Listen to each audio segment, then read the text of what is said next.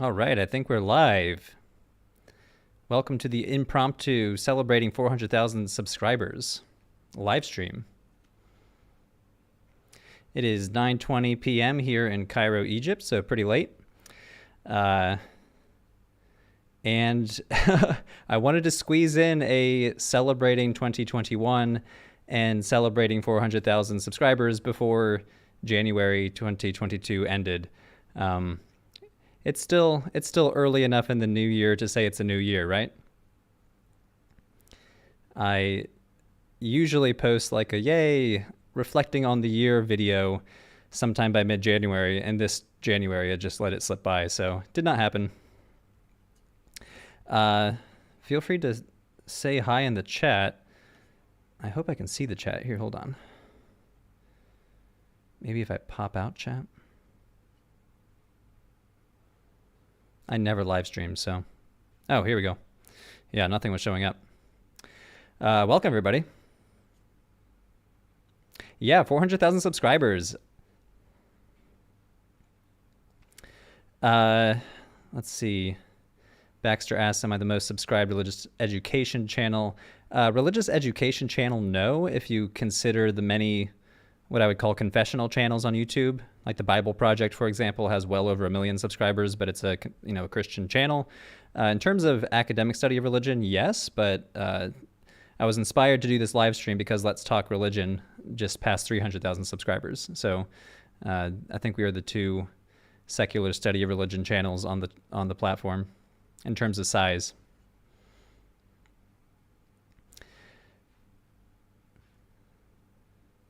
Brian says, am I a professor somewhere? I'm not. I'm a postdoctoral fellow at a research institute here in Cairo, Egypt. So what are my plans for the coming months? So that's still somewhat in the air. So the postdoc here in Egypt is coming to a close. First of all, is the audio all right? I'm using my relatively new microphone, so let me know if the audio levels are fine. Vixat, hello from Bulgaria. Welcome. We're almost on the same, time zone.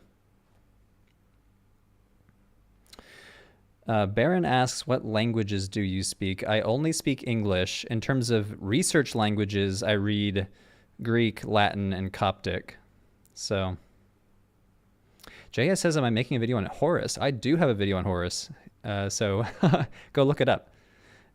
Posted it a few months ago. There's a video on Sobek coming out either this week or next, though.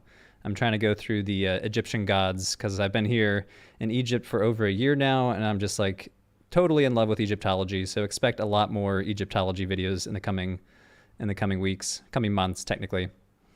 Yeah, I have a video on Akhenaten coming out, a video on Sobek, the moon god, because the moon night coming out in March. So stay tuned. Tim asks, what's my favorite thing about Egypt? Oh man, there's just so much to say. So I'm in Cairo. I spend most of my time in Cairo.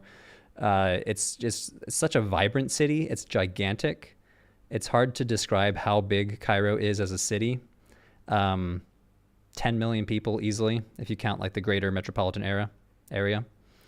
So I guess the favorite thing is like just the pulsating culture. That's kind of poetic, but just like being in such a gigantic city and how international it is. Just there's embassies everywhere. There's a Lebanese restaurant down the street and a Syrian restaurant down the street and an Egyptian restaurant down the street. So just the Middle Eastern cultures just coming together in Cairo. It's amazing. Bader Elion asks, can I talk about the Nabateans? That would be amazing to do a Nabatean video. I visited Petra maybe 2 years ago, 3 years ago. This was pre-COVID. I visited Petra, which was like basically the capital of the Nabatean kingdom. Absolutely incredible site. Everybody focuses on the treasury, like the really famous one that's in Indiana Jones. But there are many more rock-cut tombs in Petra stretching back into the site that are like 2 times the size of the treasury. So maybe not quite as fancy, but like much bigger and much more impressive. So if I ever were to do a Nabatean video, I just would focus on Petra. Like, what is Petra? I have like 10 gigabytes of footage from that site. Germanus asks, how frequently do you work with anthropologists and archaeologists? Are there ever any issues with understanding the other's perspectives? So it's tricky because archaeologists, so real quickly, several people have asked about the Buddhism videos. Yeah, the Buddhism videos are deep in production. I quickly produced episode 1 and episode 2, and then I kind of got bogged down. I actually took a break. Like, I was going through like near burnout by mid-December with that. I don't know if anybody watched the Sol Invictus video, but it was a 50-minute video, the longest video I ever made, and it didn't break me, but I was like, I need a break. So I took a break from mid-December to early January. So the Buddhism videos took a back seat, but Buddhism episode 3, 4, and 5 are all filmed. I'm not going to tell what the topics are, just so they can be a surprise. But episode 3 is coming out in February. Episode 4 will probably come out in March, and episode 5 will probably come out in April. So Buddhism series well underway. And in fact, I have started a Jainism series, a Hinduism series, and an Islam series. So talking about New Year's resolutions, 2022 will be the year of Buddhism, Jainism, Islam, Hinduism. The Jainism series is currently going to be 3 episodes. Buddhism is going to be like 7 or 8 episodes. And I'm gunning for like a 10-episode Hinduism series if I can find enough scholarly collaborators.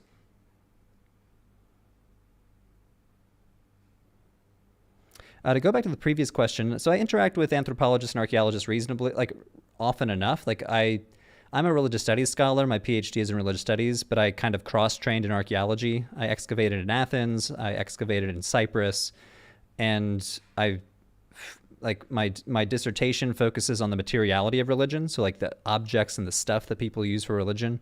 So most of my interaction is with archaeologists.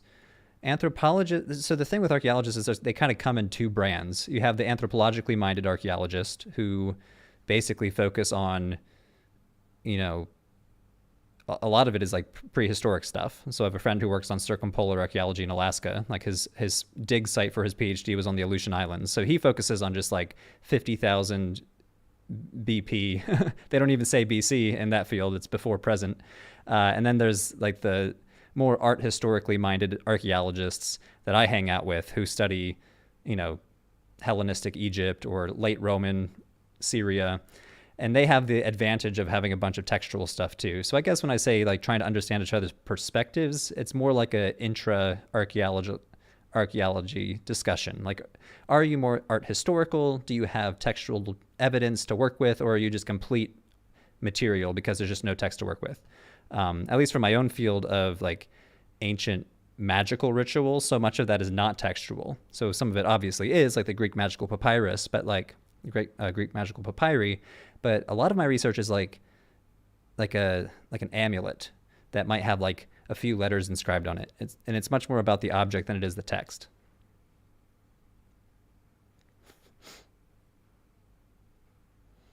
Sorry, I've been... Milton says, I found your interview with Dr. Ehrman rather short. Yes, it was short. He's a busy man, so I was able to grab him for 30 minutes of his time. We'll probably get another interview with him sometime in the future.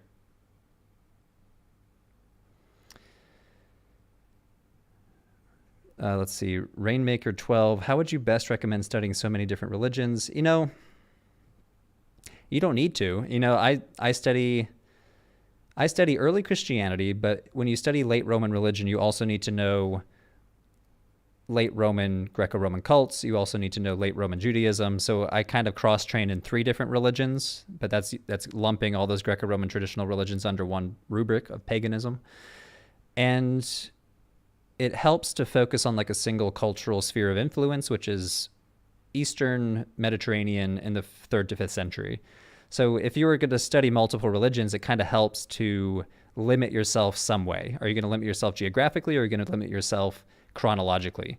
Because oh my word, like studying religions in the Indian subcontinent, like there's just so much there that if you don't limit yourself somehow geographically or chronologically, it's just too much to become an expert in all of it.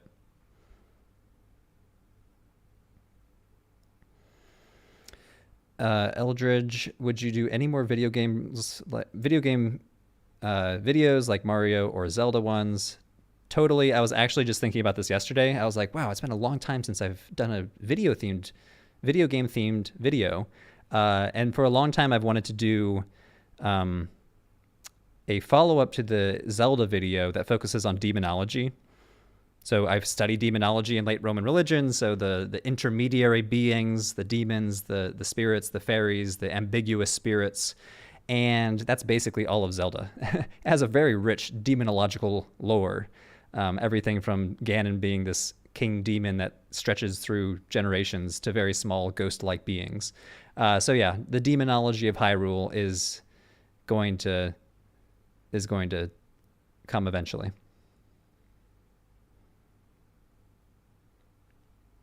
So several people have been asking about academia. So the history buff says, I was wondering what advice you have for someone aspiring to work in academia as a historian, Egyptologist. So I have conflicting thoughts on this. I mean, academia is kind of a mess. It's hard to find jobs. So, I mean, think of how many universities, let's just think of just the United States. So just in the US, how many universities have a open position for a professor of Roman history every year? It's not that many, maybe a dozen schools.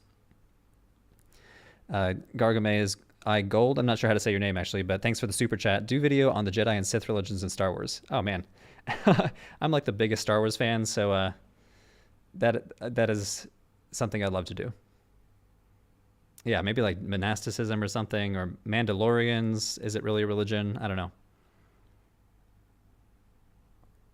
To finish my thought about academia, you need to get the PhD. Hey, Philip from Let's Talk Religions here. Welcome. I hope you don't mind me being inspired by your own live stream. I'm like, oh yeah, I recently passed 400,000, so I should do a live stream celebration too. Everyone go show some love to Philip. Doing some excellent religious studies content on YouTube. Somebody asks, are modern cults worth discussing? I mean, of course. I mean, new religious movements in general, and if we can use the term cult for like a highly insular insider versus outsider kind of religious group, yeah. I mean, this is a major aspect of religion here in the 21st century. I mean, at least in the United States, we're seeing a decline in institutional religious affiliation, like Christianity. So more and more people are not affiliating. This is where the so-called nuns comes from, N-O-N-E, the religious nuns. But a lot of these religious nuns don't believe in God. A lot of them do believe in God. A lot of them believe in the supernatural. A lot of them do all sorts of what we would call religious rituals. And a lot of them are joining new religious groups. So in terms of like, do you want to understand what religion is like here in the 21st century and for the next 20 years? Study new religious movements. That's how you do it. Let's see here. To finish my thought, I keep getting sidetracked. I'm sorry. To finish my thought about academia, you need to get the PhD. You can't be a professor without a PhD. You could possibly be a professor at like the community college level, and that's great. That's awesome. I actually went to community college for my first year of my bachelor's degree before transferring to a four-year institution. But if you want to teach at anything beyond a community college, you need the PhD, which is usually 5 to 10 years of your life. The average time to get a PhD in the humanities is about 7 years. It took me about 7.5 years. So basically you have to be like, am I willing to spend the next 5 to 10 years of my life, usually my 20s and my early 30s, to basically marry my subject? If that is you, do it. I loved my PhD. I had a lot of fun. A lot of people hate their PhD. It's really hard. You are voluntarily giving up opportunity costs. By the time you finish your PhD, your friends will be off on their second promotion. So like there's an opportunity cost, there's a mental health cost to like dedicate yourself to something for 10 years of your life. But once you get your PhD, then you can apply for jobs. There'll be about 200 applications for one position. Many of those people you're competing against are your friends and colleagues that you've been building, the network you've been building for the past 10 years. So it's not great. I don't recommend people to go into academia. Having said that, I've loved it. I've loved every not every day. I'm being hyperbolic here, but I really enjoyed my PhD, and I'm enjoying post-PhD so far.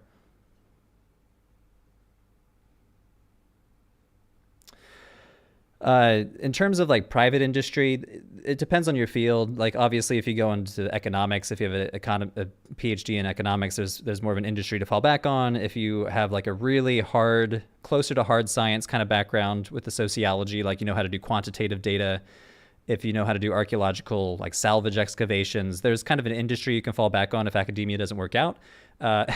If you study 5th century early Christian Greco-Roman magic, there's not an industry to fall back on. There's the professorship or YouTube. So I'm going the YouTube route. So basically only if you're 110% committed to getting a PhD. Yes. I was in love with my subject when I entered it. I feel like I entered the PhD program with my eyes wide open. Like I knew it was going to be hard. I knew there wasn't going to be very many job opportunities at the end, but I did it and I loved it. Maybe ask me again in 10 years, like to see where the career shakes out. But so far it's great. So far the YouTube channel is kind of my main job. And that's actually I guess a side announcement here is with my postdoc ending as of tomorrow, I'll be a full-time YouTuber. Religion for Breakfast will be my full-time job starting tomorrow. So, yay for academic YouTubing. This is where Jackson Crawford, who does like Norse mythology YouTubing, is an inspiration as well. So he's also an academic. He used to teach in various colleges, and now he's just like full-time YouTubing. Sierra asks if I'm in Egypt. I am in Egypt right now. So out this window is Cairo, Egypt. There are a few good questions back here. Let me scroll back a bit. Lawrence, thank you for the super chat. He says, keep up the great work. Love the content. Thank you so much. It's been a lot of fun. Here's to 2022. 2021 was year 7 of Religion for Breakfast. Yeah. Does that make me OG YouTube? I don't know if it does. Maybe like second wave YouTube. I was inspired by OG YouTube, like Hank Green, Vsauce. I was watching those guys when Religion for Breakfast was just a twinkle in my eye.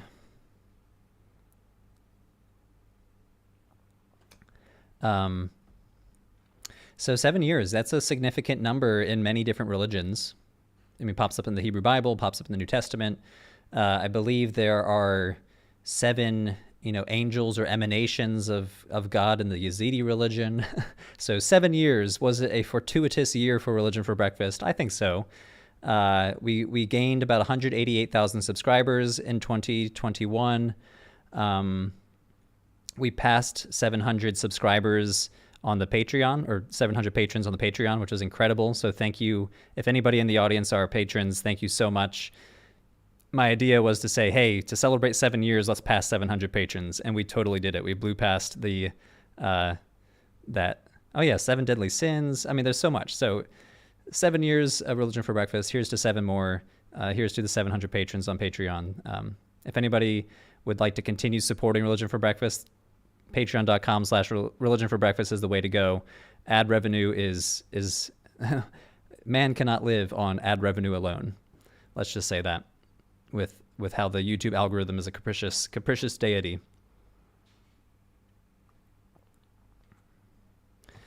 Let's see here. Sorry, I've missed so many good questions. Christos Nikolai says, yeehaw for academic YouTube. Yeehaw indeed.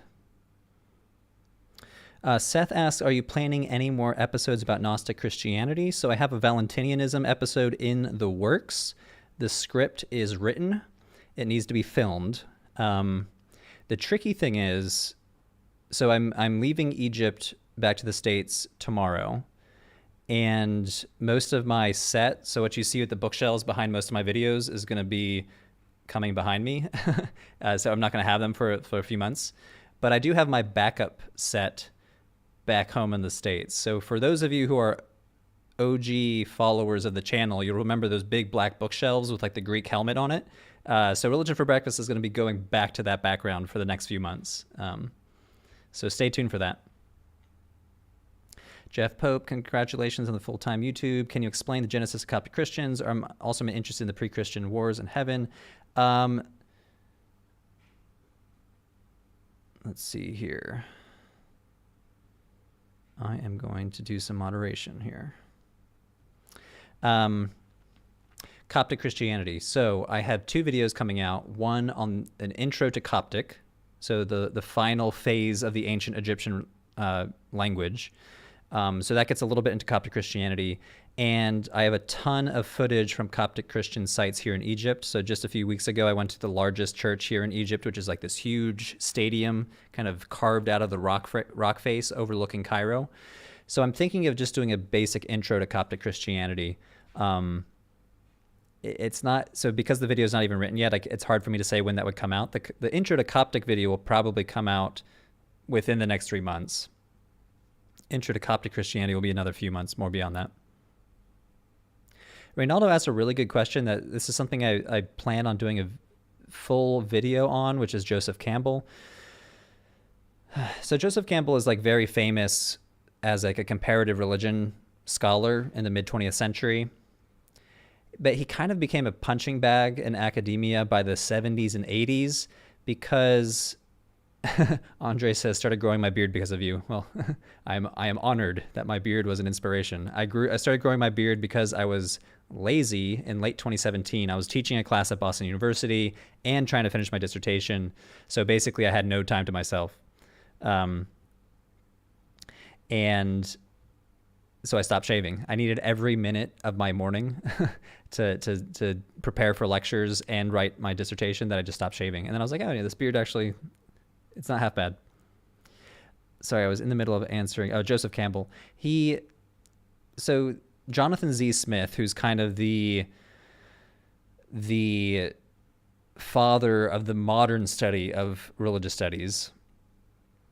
You know, the father of religious studies is probably Emil Durkheim. And then there's Mircea Eliade and Joseph Campbell in the mid-20th century. And then you have J.Z. Smith. J.Z. Smith came along and was like, hey, guys like Joseph Campbell talk about religion from a kind of detached from culture sort of way. You have culture and then you have religion, like this quest for meaning that floats above culture. And Jonathan Z. Smith says no. Religion is integrated into culture. It is entrenched in culture. You cannot separate the two. Big fan from Czech Republic. Congratulations to 400,000. You know what? I love the Czech Republic. I've been there several times. My cousin lives in Prague. Amazing city. I've traveled around. I think the city was called Brno. Huge fan. Big fan. Amazing country. I wish COVID would end so I can go visit again. It's such a short flight from Cairo. So scholars like Jonathan Z. Smith were like, hey, we cannot talk about religion from this kind of detached sort of way. If you're going to do comparative religion, you can't just compare culture to culture to culture to culture. It makes a kind of a caricature of all these cultures. We need to be very specific chronologically and culturally when comparing religions. So that's my critique of Joseph Campbell, is he's kind of a hyper-comparativist. Everything can be compared, and then it kind of blankets over massive difference. So kind of the mantra today in religious studies is don't try to find similarities, try to find differences and compare the differences, because that's a little more meaningful. Joe, thank you so much for the super chat. Long story short, he says, long story short, I started learning about world religions at age 12, but your channel Remarkable Intelligence has inspired me to go back to City College and get a degree in world religious studies. Awesome. That's so great. And that's super inspiring. I hope you enjoy your degree. Have fun with it. I love this stuff. It's just so much fun. So a few people have mentioned Mircea Eliade. He's kind of the same. He's in the same mold as Joseph Campbell. I would say he's a little bit more respected in modern religious studies only because some of his ideas were so influential. So the idea of the sacred and the profane, like he has some really interesting theoretical moves that scholars still point to, but they would still say he's too much of the super comparativist, where he's not quite so culturally specific in his studies. I would say Eliade is to religious studies what Freud is to like modern psychology. So a lot of psychologists would say like, oh yeah, Freud empirically is not, good psychology today, but he had so many important foundational theories that we built upon that he's still a useful scholar to read when you sit down in your first Psychology 101 class. Same with Mircea Eliade. Like you sit down, and it's important to study about the omphalos, the sacred center of religions, the idea of the sacred, the idea of the profane, the idea of shamanism. He does a lot of study on shamanism. So I would say Mircea Eliade is like, I would sooner assign him in a college classroom than I would Joseph Campbell. Oh, sorry. I have my tea here to keep me hydrated.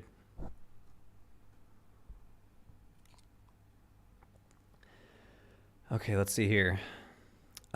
Sophia Valdez says, I hear there's an Inca religion video in the works. Yes, it is in the works. I would probably say mid-year. My production cycle is so slow, but it's in the works. The Maya video was so much fun to make. The Aztec video was so fun to make. And I was trying to go like from this north to south, from North America, Central America, South America, as like a trinity. And I've yet to really dig into the Inca video. The current goal is to get the rest of the Buddhism videos out. Here's a question: how many people in the chat would be interested in a philosophy of religion course? So a lot of my friends, a lot of my colleagues back at the Boston University program are philosophers. I'm not a philosopher. I'm closer to a historian and an archaeologist, but I'm interested in Nietzsche and Hume, Aquinas, all these guys that thought about religious ideas, but like exploring their ideas in like in a culturally specific, historically grounded sort of way. So I'm toying with the idea of launching a philosophy of religion series, which is a little bit different from what I usually do on this channel. My channel is usually like pretty sociological and pretty anthropological, but yeah, Spinoza, Maimonides, yeah, Esoterica would be a good collab there. Justin over at Esoterica and I have been trying to get a collaboration out, and I keep dropping the ball on that. So hopefully we'll be able to collaborate very, very soon. We already have the video topic picked out. I don't want to spoil it, but that is coming shortly. Sorry, I'm scrolling back because there's so many good comments, and they come at me so fast.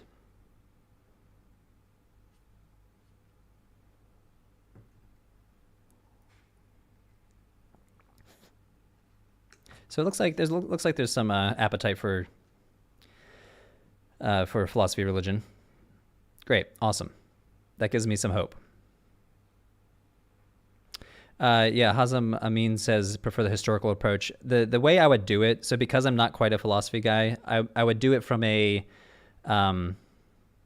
more historically grounded perspective. So, for example, instead of having a video titled "Is God Dead?" and then focus on Nietzsche, it would be like, what did Nietzsche mean by God is dead, and what did his writing mean in his historical context? So I would kind of come at history. I would come at philosophy through a historical lens, just because, I don't want my channel to become like a debate channel. I want it to be really grounded on exploring religion as a human phenomenon.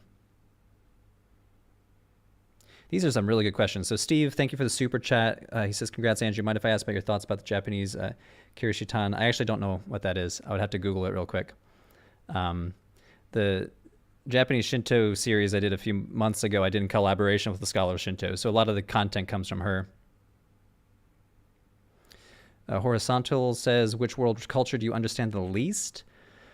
The least. This is going to be the fault of American education systems, I'm assuming.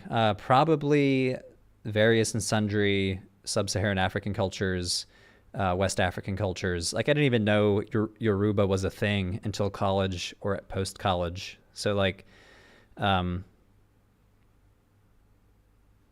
So like that's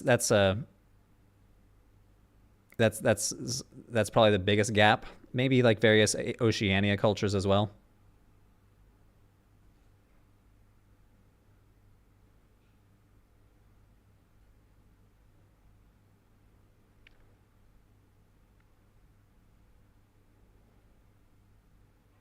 Sorry, I'm getting my eyes are blurring with the chats. Okay, let's go back to Lawrence. I don't think we would mind. I think Lawrence is referring to the philosophy of religion series. Just how you deliver it. Will it be podcast format or 10-minute videos? Probably. So the videos on Religion for Breakfast have gotten longer. So probably between the 15 to 20-minute mark. The podcast. So I don't know if anybody caught the Drew's video, but I announced a Religion for Breakfast podcast that I'm going to be releasing later on this year. It's currently in development with a colleague of mine named Dr. Andrew Agapor, who's also a scholar of religious studies, also a part-time comedian. So hopefully it will be a peppy, funnier than me podcast if I was just doing it by myself. But that's going to be interview based. We're going to sit down with not just scholars of religion, but also journalists who focus on religion, artists who focus on religion. I'm hoping for it to be more than just scholars. So that will be like a separate product from the YouTube channel. So any philosophy of religion series that I do, like there'll be the standalone video, and then there'll be a standalone audio first product that would be like synergistic with the main videos. Henry says, excited to see the channel growth over the last few years. Your channel inspired me to change my major and pursue history, for which I completed my undergraduate work. Congratulations. That's awesome. My degree was also in history. So I did not get my bachelor's in religious studies. I got it in history, and I love it.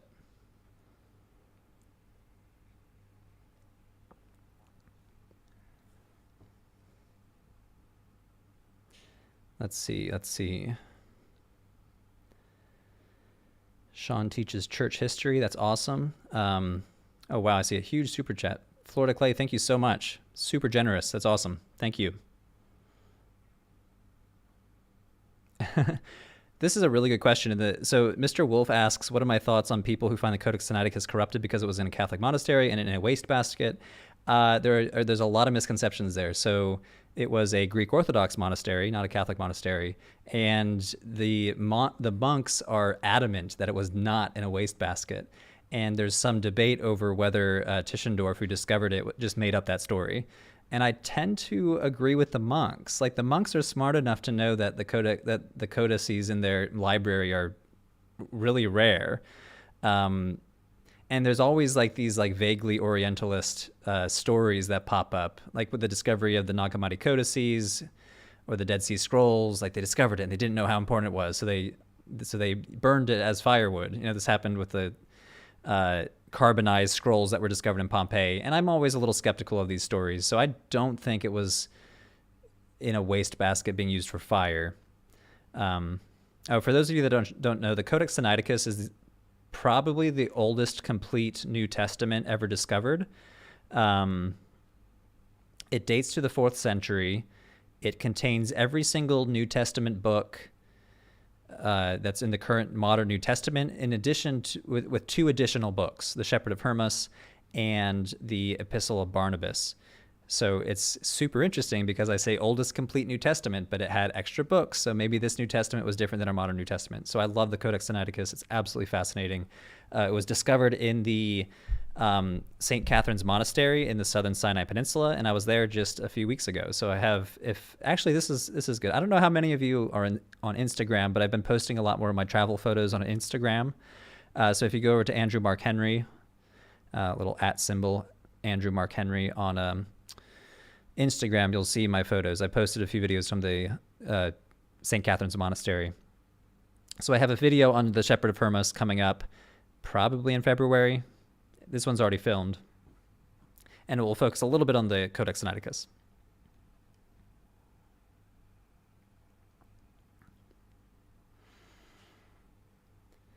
All right. Woof, so many good comments. So the history buff has asked a few times, would I do a video on QAnon? The answer is yes. I've written the script already, and I've been debating how I want to approach the topic, because I've rewritten the script a few times too. I think the way I'm going to focus it is on failed prophecy. So there's a whole sociology of failed prophecy. Like, how do religious movements continue after a prophecy has failed? And this has kind of happened with the QAnon movement. So this is very touchy, but I think it would be an interesting case study of new religious movements in the 21st century. So the short answer is yes. I fully intend on it being demonetized, but that's okay. That's where the Patreon comes in. It empowers me to do videos that will probably be demonetized. So short answer is I view it as a new religious movement, and there are some very interesting sociologists on Twitter who are studying this field. So I can, if you tweet at me. So also, those are. A few people are asking my Instagram again. Andrew Mark Henry. So that's just my full name, Andrew Mark Henry. I always joke that I'm almost my own gospel, Andrew Mark, and it could have been John, Andrew Mark Matthew, but instead it was Andrew Mark Henry, this very non-New Testament name. Andrew Mark Henry is my Instagram handle, and it's also my Twitter handle.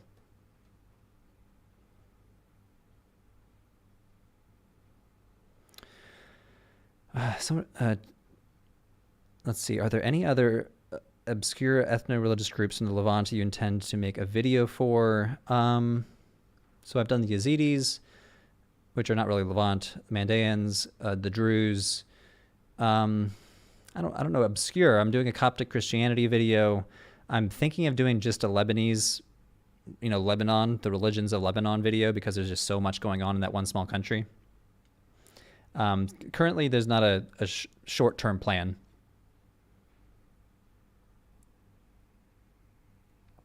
Oh, Cosmic Wakes has such a good idea with the a video on religious buildings. Yeah, that's a great idea. I kind of wanted to do a food series. So I had the pork video. I'm still planning on making the sequel to the pork video. Here, somebody's super chat. I want to make sure. Here, the lost ones. Thanks for the super chat. They say, still hoping for a video on Mormonism. Please consider one if you haven't. I'm currently collaborating with a scholar in Mormonism. It's currently slated to be a two-episode video. So it's going to be two videos because I figured the topic was a little too big to fit into one video. It's currently it's on draft number 1 or 2. So that's not quarter 1. That's probably a quarter 2 video of 2022.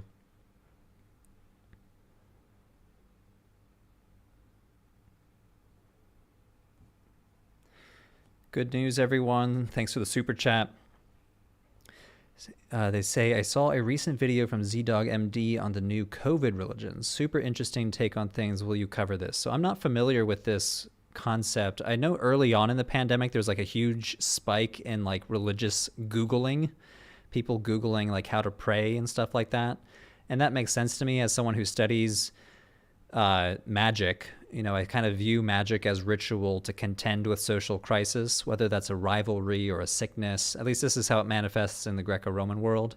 So that didn't really surprise me. And I'm actually a deep believer in the idea of religion as a crisis management system. I'm very much convinced by the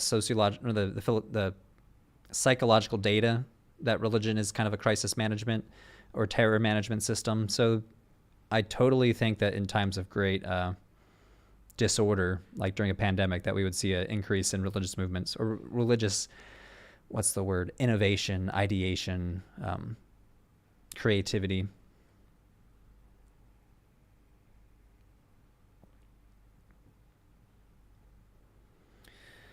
MTBLP asks, how long does it take for you to produce a video, scripting, filming, editing, etc.? So how many hours? Oof, many hours. It depends on the topic. If I know a lot about the topic, it can potentially be as short as 2 weeks, and that would be like maybe working 25 to 30 hours a week on it. So 60 hours for something I know a lot about. So what's a good example? So I'm working on a video on the evil eye, and I know a lot about that since I studied Greco-Roman magic. And I think that's only going to take me like 2 weeks. I'm going to write it probably within 3 days. I will film it in half a day It's like an hour. Editing it takes 2 to 3 days. So yeah, I would say 2 weeks. For a bigger video, and depending on who I'm collaborating with, it could take up to 3 to 4 weeks. You know, like the Sol Invictus video took me 4 weeks. It took me a month and a half. I don't think I'm ever going to do another 50-minute video. And it's funny, a lot of people in the audience are like, I love that this video is 50 minutes long. How great. And then there's a lot of people in the audience like, why did this take 50 minutes? You should have cut it down to 20. Like the Delphi video. I don't know how many of you were able to watch the Oracle of Delphi video. A few in the comments were like, you could have said this in 5 minutes. I'm like, I don't know if I could have. I had to talk a lot about ethylene and the effects of ethylene on the human body. Like that takes at least 5 minutes. Oh, that's a good overlap. The Evil Eye, like ContraPoints video on Envy. That's a good overlap. Mystic Beast Productions, thanks for the super chat. Cookie NZL says thanks for your videos, bro. Thank you so much for the super chats. Thank you for subscribing.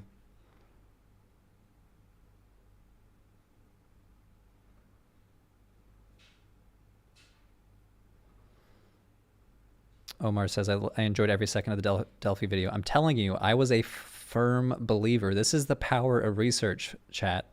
This is the power of research. I was a firm believer in the gaseous vapor theory. I just took it for granted because everybody talks about it, even like PhDs in college classrooms. And then I dug into it and I was like, you know what? I don't think this makes sense. This is coming from someone who's also working on a few videos on entheogens and psychedelics. So like I'm also a believer in like, you know, psychedelics being some sort of factor in the history of religions. So I have an ayahuasca video coming out probably in a few months. Good news, everyone. Thanks for the other super chat. By new COVID religions, they were saying they are two camps and that vaccination has taken the role of baptism in one tribe and as impurity in the other. Yeah, I wouldn't say religions. I think it's playing fast and loose with the term religion, but it's not playing fast and loose with the concept of purity and impurity.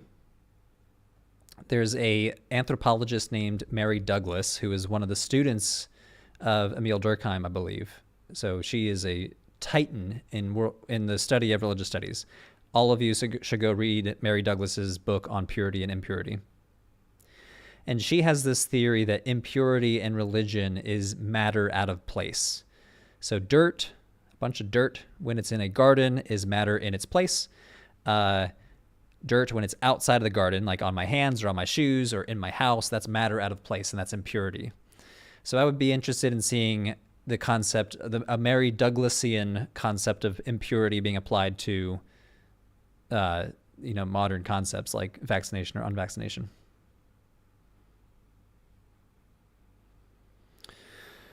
Ooh, okay, let's see here. Video about Paleolithic ritual will be amazing. I'm hoping to do a video on Neanderthal religion.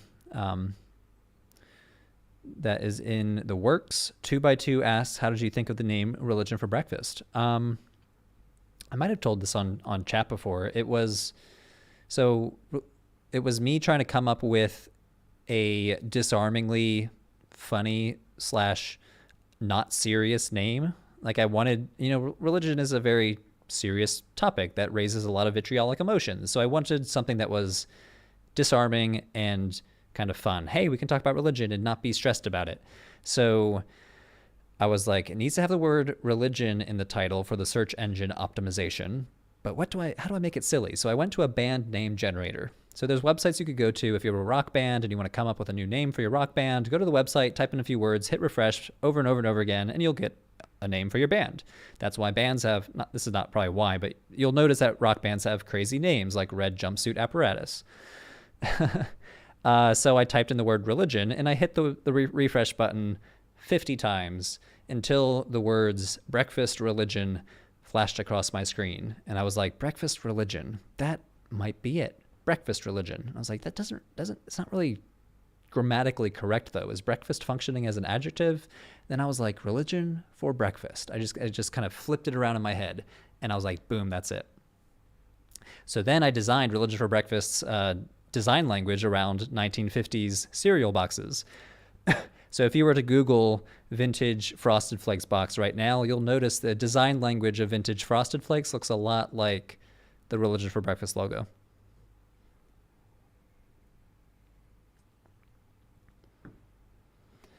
Oh man, so many good questions.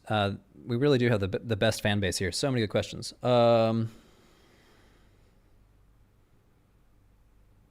Life is Atypical says, hi, I've recently started taking religious studies classes as part of my archaeology degree. Congratulations, that's awesome. That's a really important way to cross-train. You know, I took archaeology classes to kind of cross-train with my religious studies degree.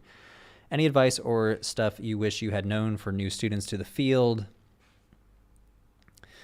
I want archaeologists to be more theoretically minded. So I was just talking about Mary Douglas, who talks about concepts of purity and impurity. I think it would be very important for an archaeologist to have these theoretical lenses in their toolbox.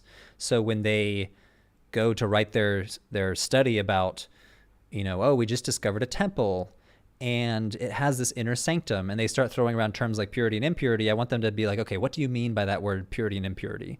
When you say, oh, this is the sacred center of this temple, I want you to have read Mircea Eliade so you know what you mean by sacred center. So religious studies is all about critiquing the categories that we use. What do we mean by religion? What do we mean by ritual? What do we mean by sacred? So I would say that should be the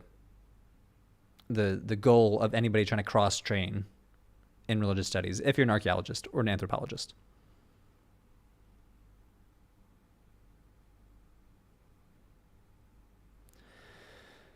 Oh man, okay.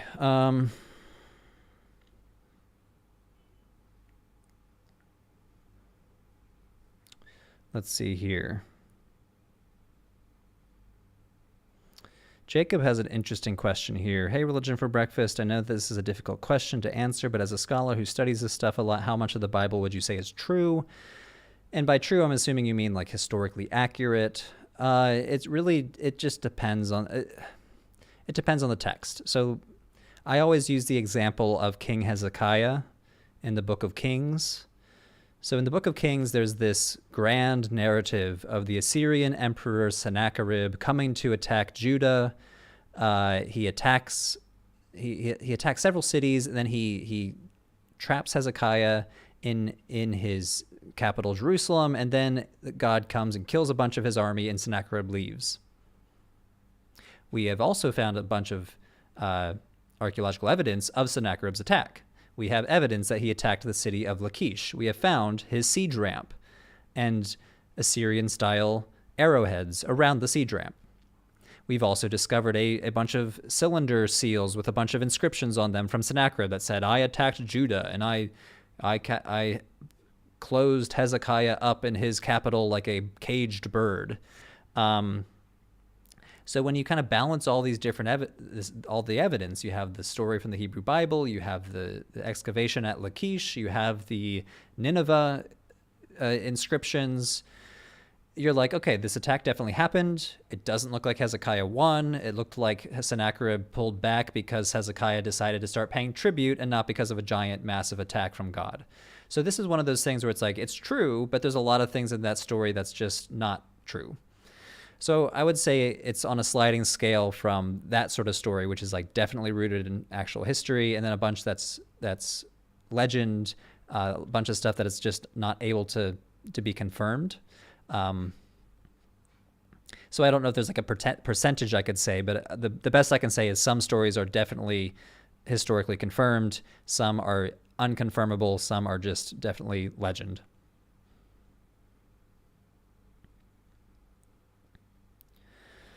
Oh man. All right.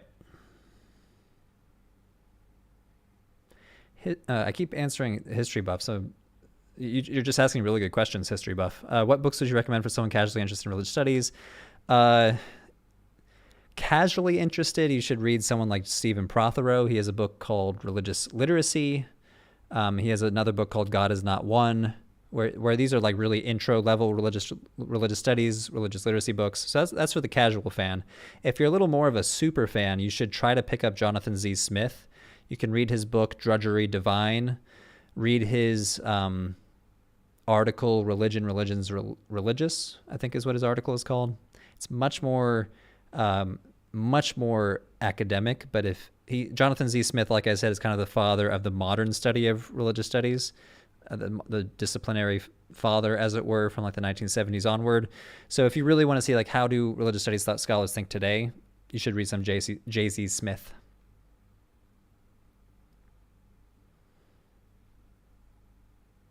Yeah, Legend of Zelda video. I made that years ago, and I've yet to do a follow-up. I'm definitely going to do a follow-up.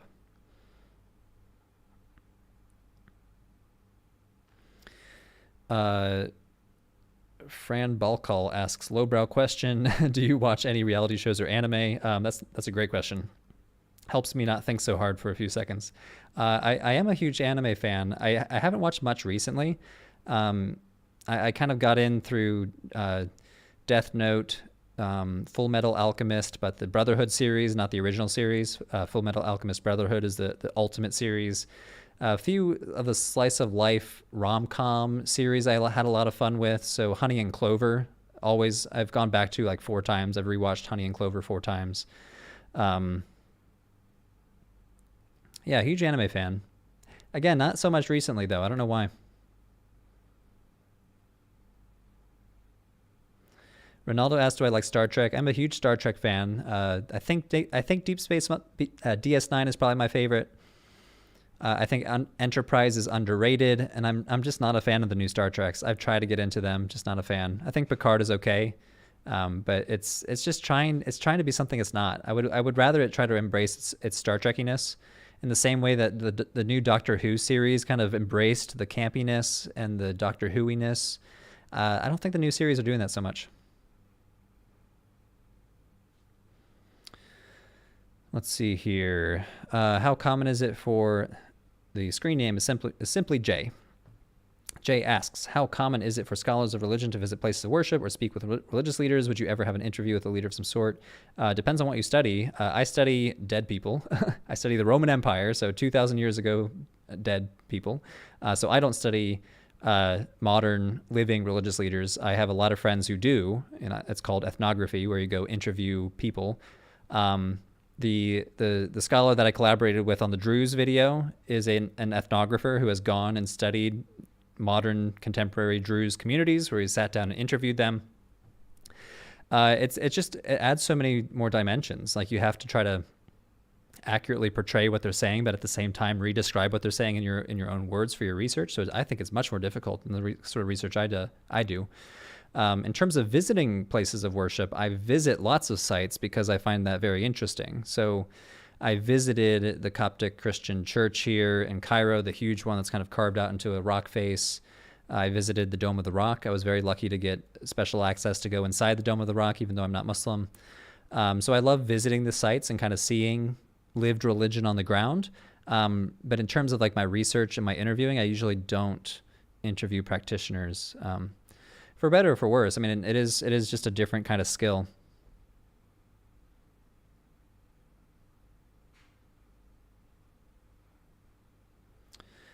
Let's see here. Peter says, I have a bachelor's degree in religion and culture, and then I went to do other things. Do you think I should go back to religious studies? I mean, I'm not sure how different religion and culture would be from religious studies. It depends on how academic it is, I guess. I mean, there's confessional studies of religion, which is more theological, and then there's like the critical study of religion. Religion and culture sounds pretty like religious studies. I wouldn't go back. I would just say pick up the skills that the texts that you would read anyway. Just do it on your own time. But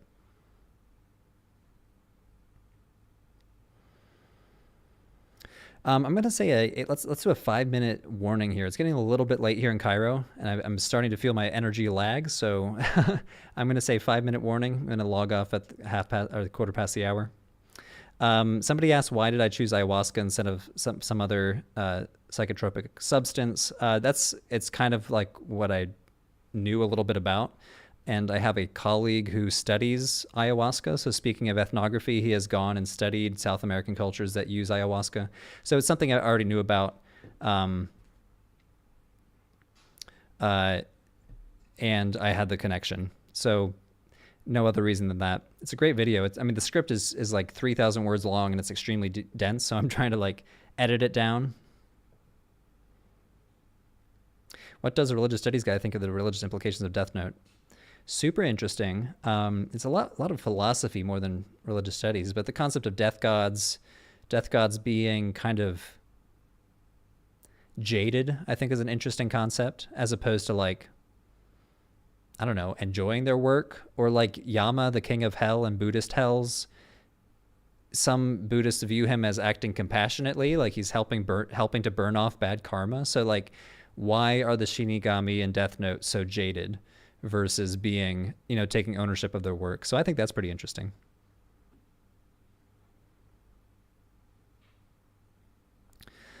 Let's see here. Wow, we have 282 concurrent viewers. So that's so great that so many of you joined me on short notice on a Sunday, well, Sunday night for me, but Sunday morning for y'all, or depending on your time zone. At least somebody was from the Czech Republic. Somebody was from Bulgaria as well. All right. A video on cargo cults, definitely would be into it. Oh man, so many good questions. Next time I do this, I need to have like a notebook in front of me and writing down some of the ideas. You're giving me like video ideas that I might not have thought of without this.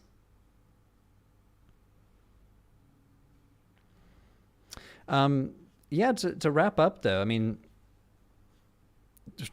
the short answer here, I've been reflecting a lot on the channel because 2021 was the 7th year and it just felt like a long time. Like, wow, I've been doing this for a long time. Kind of reinvigorated me to soldier on forth into 2022. So whether you've been with me since 2014 or if you're just a new subscriber, thank you all for joining us on this journey of religious studies, studying religion from the academic secular perspective. It's really exciting, really fun stuff. I'm glad to have kind of formed this community.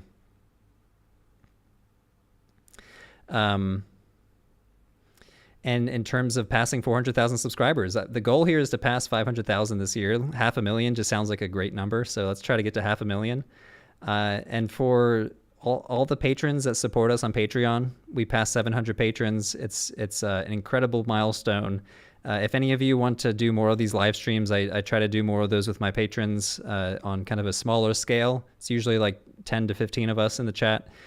So head on over to patreon.com/religionforbreakfast if you want to join me in a more rarefied community. I'm pretty active on the RFB Discord server too, which is open to patrons. So anyway, we're coming up on half past, or quarter past rather. Thanks everyone. This was great. Have a good night if you're in my time zone. Have a good Sunday if you're in a different time zone. And I hope to see you again shortly. See you everyone.